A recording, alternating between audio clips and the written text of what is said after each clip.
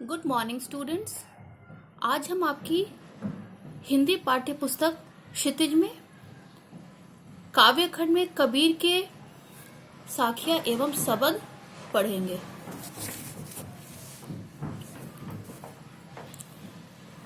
ये साखिया संत कबीर दास जी द्वारा रचित है।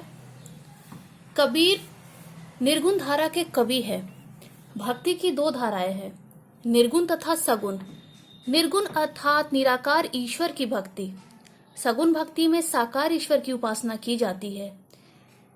कबीर एक महान कवि और समाज सुधारक थे। ये ईश्वर के निर्गुण रूप में विश्वास करते थे। इनके अनुसार प्रेम और ज्ञान से ही ईश्वर की प्राप्ति होती है। कबीर की रचनाओं को साखी, सबद और रामायणी नाम से जाना जाता है। साखी शब्द का अर्थ है प्रत्यक्ष ज्ञान। यह प्रत्यक्ष ज्ञान गुरु शिष्य को प्रदान करता है। जगह जगह घूमकर प्रत्यक्ष ज्ञान प्राप्त कर कबीर दास जी का अनुभव क्षेत्र इतना विस्तृत हो गया था, इसलिए उनके द्वारा रचित साखियों में अवधी, राजस्थानी, भोजपुरी और पंजाबी भाषाओं के शब्दों का प्रभाव दिखाई पड़ता है। इस कारण इनकी भाषा को सधुकड़ी या पचमेल खिचड़ी भी कहा जाता है। इस काव्य में कबीर द्वारा 7 साखियों का संकलन है। इनमें प्रेम के महत्व, संत के लक्षण, ज्ञान की महिमा, बाह्य आडंबरों यानी बाहरी दिखावा का विरोध आदि भावों का उल्लेख हुआ है। पहली साखी देखते हैं। मान सरोवर सुभर जल, हंसा केली कराही, मुक्ता फल मुक्ता चुगे, अब उड़ी अनत न चाही। मानसरोवर कहाँ है? यह तिब्बत में स्थित एक झील है, जिसे हिंदू तथा बौद्ध धर्मों में पवित्र माना गया है। दोहा में इसे मन रूपी सरोवर माना गया है। सुभर का अर्थ है पवित्र तथा अच्छी तरह भरा हुआ। हंसा, हंस पक्षी, यहां दोहा में ये आत्मा का प्रतीक है। केली का अर्थ है क्रीड़ा, खेल। कराही, करना। मुक्ताफल, मोती या प्रभु की भक्ति। चुगे का अर्थ है चुगना।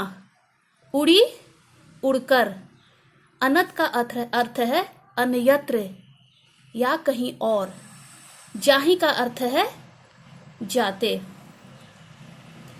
इस साखी में आत्मा परमात्मा के संबंध के रहस्य को समझाया गया है।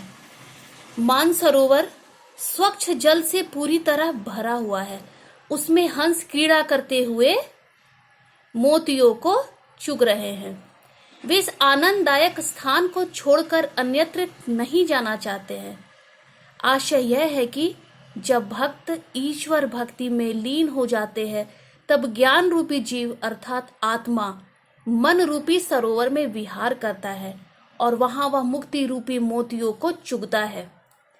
तब उसे कहीं और भटकने की आवश्यकता नहीं पड़ती। जीव को जब ईश्वर प्रेम की प्राप्ति हो जाती है, तब वह इधर उधर नहीं भटकता। वह सांसारिक मोह माया के बंधनों से मुक्त हो जाता है। उसकी सांसारिक सुख सुविधाओं में कोई रुचि नहीं रहती। वह सदैव आनंद में मग्न रहता है। आत्मा परमात्मा का अंश है और यह हमारे शरीर के अंदर ही रहती है। इसे ढूंढने के लिए कहीं और जाने की आवश्यकता नहीं है। चलिए हम दूसरी साखी को समझते हैं। प्रेमी ढूंढत मैं फिरो, प्रेमी मिले न कोई, प्रेमी को प्रेमी मिले, सब विष अमृत होए। यहां प्रेमी का अर्थ है प्रेम करने वाले यानी प्रभु भक्त। फिरो का अर्थ है घूमता हूं। होई का अर्थ है हो जाता है। इस दोहे में ईश्वर प्रेम की चर्चा की गई है।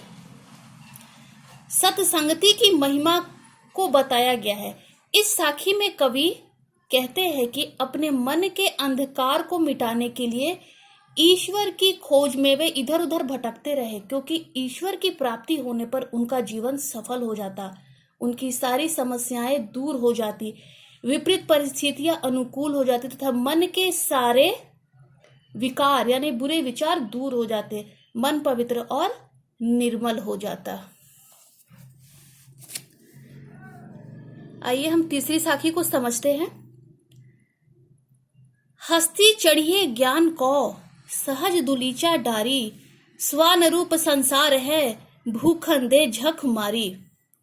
हस्ती, हस्ती का अर्थ है हाथी, सहज स्वाभाविक, दुलीचा कालीन, स्वान कुत्ता, झक मारी का अर्थ है वक्त बर्बाद करना।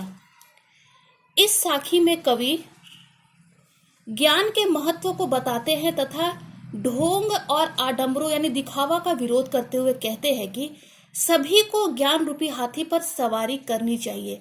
ज्ञान रूपी हाथी पर सहज साधना रूपी गलीचा बिछाना चाहिए। ज्ञान प्राप्त होने पर जीवन धन्य हो जाता है, किसी प्रकार का अभाव का अनुभव नहीं होता। कवि ने अज्ञानी संसार की तुलना स्वान यानी कुत्ते से की है। जिस प्रकार हाथी को देखकर कुत्ता भौंकता है परंतु हाथी अपनी चाल में चलता रहता है, ठीक उसी प्रकार इस संसार में ज्ञानी व्यक्ति को देखकर अज्ञानी चिढ़ते हैं, वे निरर्थक अपना जीवन व्यतीत करते हैं। कवि यह समझाना चाहते हैं कि ज्ञान के बिना जीवन निरर्थक और सारहीन है और बिना ज्ञान के ईश्वर की प्राप्ति संभव नहीं है।